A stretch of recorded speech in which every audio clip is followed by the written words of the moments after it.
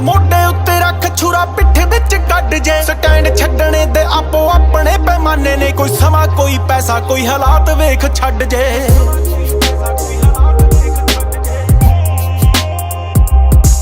ਪਹਿਲਾਂ ਡਿੱਗਦਾ ਜ਼ਬਾਨੋਂ ਫਿਰ ਨਜ਼ਰਾਂ ਚੋਂ ਡਿੱਗੇ ਹੌਲੀ ਹੌਲੀ ਬੰਦਾ ਇਖਲਾਕੋਂ ਡਿੱਗਦਾ ਹੋ ਦੁਨੀਆ ਬਾਜ਼ਾਰ ਮੰਡੀ ਪੈਸੇ ਦੀ ਬਣੀ ਟਕੇ ਟਕੇ ਵੇਖਿਆ ਪਿਆ